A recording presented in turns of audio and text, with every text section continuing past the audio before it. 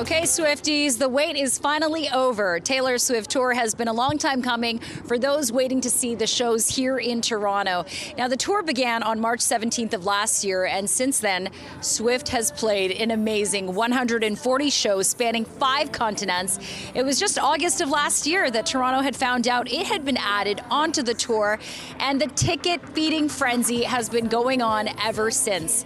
As of today, there are just 9 shows left on the Eras Tour, 6 in Toronto, and the final 3 in BC starting on December the 8th.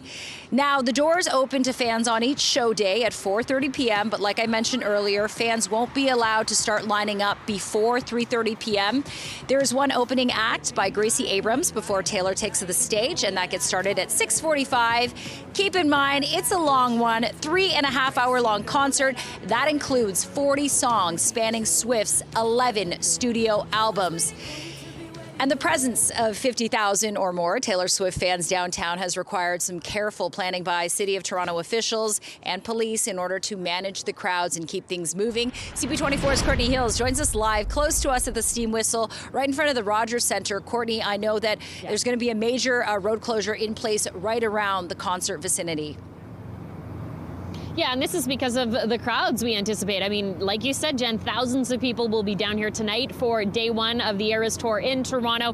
Where we are this morning, we're live along Bremner. This is the street that goes around Rogers Centre. You can see traffic is moving through the area. There are no closures at this time, but as of 1 o'clock this afternoon, that's when you'll start to see some changes. According to the City of Toronto and Toronto Police, who were working closely with this city, they say 1 o'clock we'll start to see the westbound lanes of Bremner shut down. 2 o'clock, that's when you'll really start to see things change. Bremner will be closed between Spadina and Avenue. The northbound lanes on Reese closed.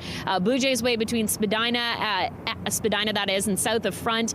Worth noting, the Marriott will still be accessible. We know a lot of people staying in hotels nearby. Navy Wharf Court, they're going to shut down access to condos other than, those who live near there. And Lakeshore closed as well. Now, behind the scenes, Toronto Police have been very busy for months now getting prepared for the crowds that will be arriving here tonight. They actually have a special command post set up where they'll be monitoring things. The Chief of Police, Myron Demke, talked to us about the plans.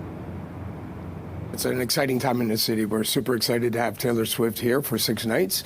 I think it's important for people to know that the Toronto Police have been working really closely with tour organizers, city staff, all departments to ensure that we have appropriate resources in place to make sure everybody has an incredibly happy and safe time while they come and celebrate the presence of Taylor Swift in our city.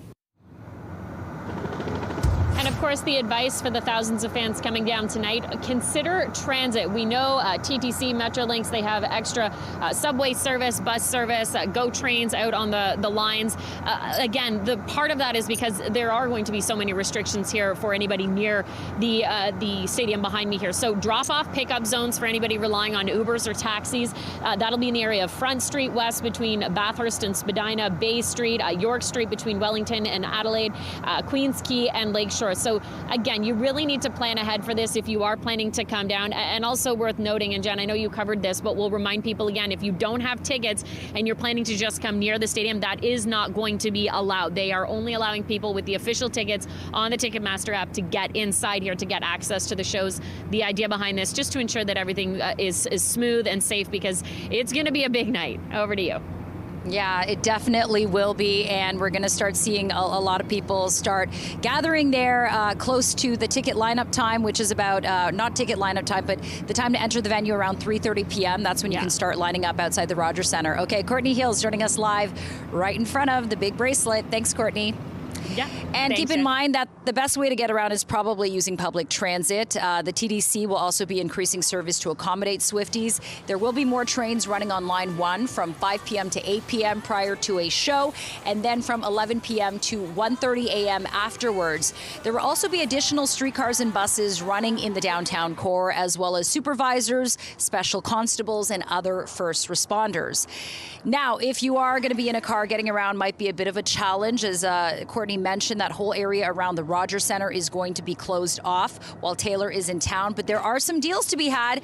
Green Pea, check it out. They've got a special rate going on. 3 lots near the Rogers Centre. It's only going to cost you $19.89 to park. And if you want to beat traffic, Bike Share is offering a 3-day pass also for $19.89. The deal is good for any 3 consecutive days between November 13th and the 24th.